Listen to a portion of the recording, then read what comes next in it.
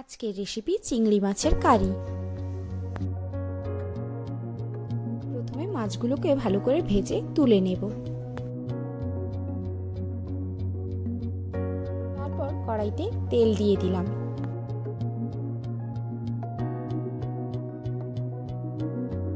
তেলটা গরম হয়ে গেলে রসুন কুচি দিয়ে দেব।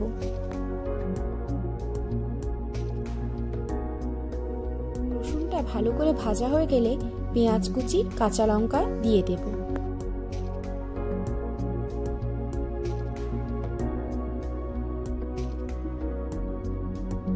এরপর টমেটো পেস্ট দিয়ে দেব।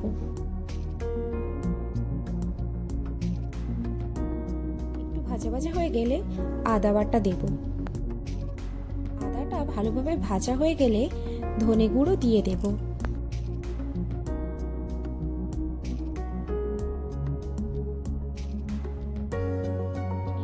কাশ্মীরি লঙ্কা গুঁড়ো, হলুদ গুঁড়ো দিয়ে নাড়ব ও অল্প একটু জল দিয়ে নাড়লে মশলাটা কষতে সুবিধা হবে। এরপর অল্প করে একটু চিনি দেব। এরপর ভেজে রাখা আলুগুলো দিয়ে দিলাম। তার উপর অল্প একটু জিরে গুঁড়ো দিব। এবার স্বাদ মতো নুন দিয়ে দিলাম। ভালো করে আলুগুলো কষা হয়ে গেলে মাছগুলো দিয়ে দেব। এরপর পুরোটাকে কষিয়ে নিয়ে জল দিয়ে ফুটিয়ে নিলেই তৈরি হয়ে যাবে আজকের রেসিপি চিংড়ি মাছের কারি।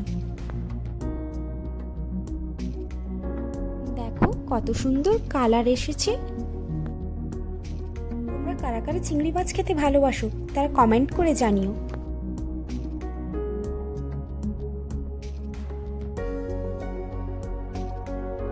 নতুন নতুন ভিডিও পেতে আমাদের চ্যানেলটা সাবস্ক্রাইব করো।